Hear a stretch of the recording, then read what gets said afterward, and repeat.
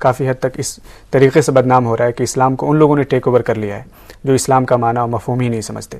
تو صحیح اسلام کو لوگوں تک پہنچانے کے لیے کس طرح کی کوششوں کی ضرورت ہے؟ اور اس میں جیسے آپ نے کہا کہ مدرسے کے نصاب میں جب تک یہ بنیادی سبجیکٹ نہیں شامل ہوں گے، جب تک ان کے اندر یہ صلاحیت پیدا نہ ہو جائے کہ آگے چل کر جب باقی دوسرے سبجیکٹ کو پڑھیں تو ان کے پاس ایک بنیاد ہو.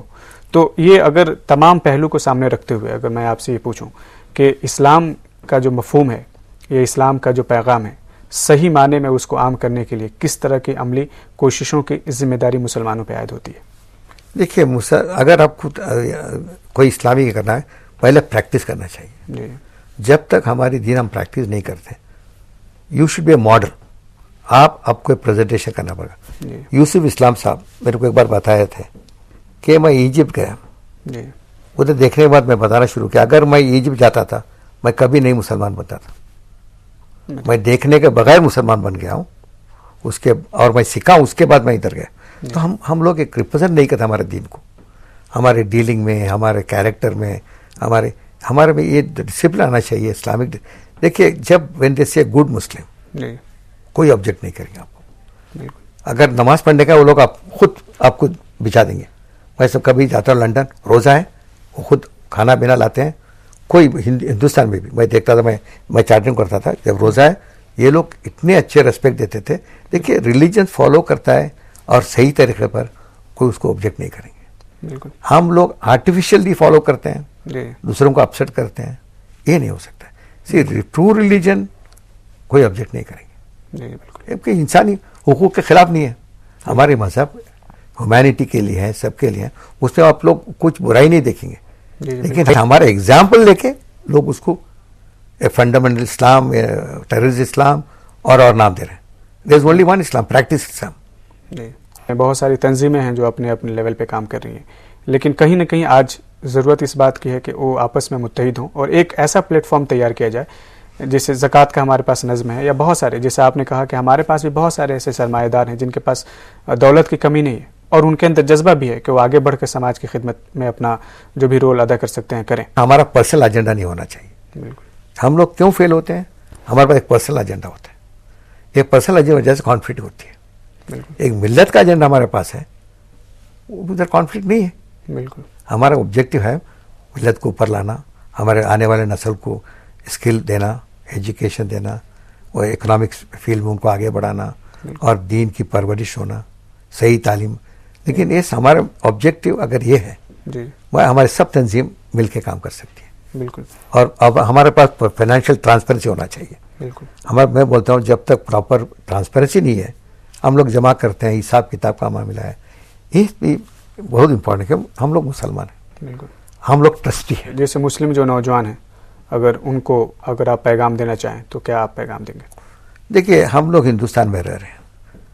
وی are in a plural society. ہم کو سب کے ساتھ محبت کے ساتھ، پریم کے ساتھ رہنے کا ہے. ایٹ دا سیم ٹائم ان سے ہم کو سیکھنا ہے وہ کیا طریقے پہ جا رہے ہیں، کیسے ترقی کر رہے ہیں.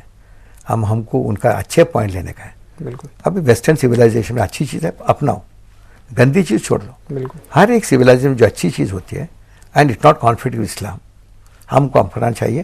And Islam is a very broad based religion. اچھی چیز میں کانفلکٹ نہیں ہوتی ہے. تو اس وقت خاص طور سے اگر مسلم نوجوانوں کی بات کریں تو ایٹیٹیوڈ جو ایک لفظ ہے وہ ان کی کامیابی میں کتنا رول ادا کر سکتا ہے؟ اگر صحیح ایٹیٹیوڈ نہیں، پازیٹیو ایٹیٹیوڈ کے بغیر کامیابی نہیں ہوتی. ہم لوگ کبھی نیگیٹو نہیں بننے کا ہے. ہم تو توکل رکھتے ہیں اپنے خدا کے اوپر. تو Muslim can never be negative because everything اوپر خدا دیتا ہے. بالکل. ایوری ایکشن وی سے الحمدللہ خدا کا. اگر برائی آتی ہے ہم بولتے ہیں اس کو ایک ٹیسٹ ہے ہمارے لیے، ایک امتحان ہے. سو اسلام میں نیگیٹو تھنکنگ نہیں ہوتی سکتی. ظاہر بات ہے یہ زندگی اس لیے تو ملی نہیں ہے کہ ہم یہاں پہ کھا پی کر اور بس بے مقصد جی لیں، بلکہ ایک مقصد ہے اور اس میں ہمیں ہر قدم قدم پہ اللہ کی طرف سے آزمائشیں بھی آتی ہیں. تو ہر مشکل کو آزمائش سمجھ کر اسے بہتر سے بہتر انداز میں کرنے کی کوشش. اور ایک برائی ہمارے میں جیلسی. جی. حسد جو ہوتا ہے یہ نہیں ہونا چاہیے. بالکل. صرف خدا اپنی کسی کو دیتا ہے، کسی کو تعلیم دیتا ہے، کسی کو دولت دیتا ہے، کسی کو بات کرنے کا دیتا ہے، کسی کو بہت پوزیشن دیتا ہے. خدا دیتا ہے. جیلسی ایک فیکٹر ہماری زندگی میں نہیں ہونا چاہیے. بالکل. اور سماج میں جیسے آپ نے کہا کہ ہر شخص کے اندر ایک اعلیٰ خوبی اللہ نے رکھ دی ہے، ان تمام خوبیوں کو ایک ساتھ ایک پلیٹ فارم پہ لا کر، ایک ساتھ لا کر ایک خوبصورت معاشرے اور ایک خوبصورت سماج کی تشکیل میں اس کا استعمال ہونا چاہیے، اس کو ایکسپلائٹ کرنا چاہیے اپنی کوالٹیز کو. بالکل بالکل. اور سر بہرحال آپ اس پروگرام میں آپ آئے اور ہمارے لیے بڑی خوشی کی بات ہے، تو ہم آپ کا پھر سے آپ کا شکر گزار ہیں کہ میں آپ کو شکریہ دیتا ہوں کہ آپ کو میرے کو دعوت دیے اور ادھر آنے کا موقع دیا، اور میں ویور کو وش کرتا ہوں اور سلام کو میرا مبارکباد.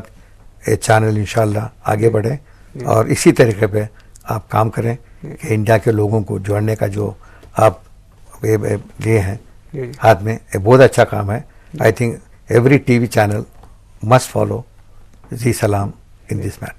ناظرین، اس ملاقات کو ہم یہیں پہ ختم کرتے ہیں. اگلے ایپیسوڈ میں پھر کسی نئی شخصیت کے ساتھ ملاقات ہوگی، اور اس امید کے ساتھ آپ کو ہم چھوڑے جاتے ہیں کہ جو باتیں ہوئیں، جو گفتگو ہوئی، اس میں بہت سے ایسے مقام آئے جو عبرت کے مقام تھے، جہاں سے آپ بہت کچھ سیکھ سکتے ہیں اور اپنی زندگی میں اس کا استعمال کر کے ایک بہتر مستقبل کی تعمیر میں آپ خود بھی ایک بہت اہم رول ادا کر سکتے ہیں اور دوسروں کو بھی اس طرف گامزن کر سکتے ہیں. تو بہرحال اگلے ایپیسوڈ میں پھر کسی نئی شخصیت کے ساتھ ملاقات ہوگی. تب تک کے لیے خدا حافظ.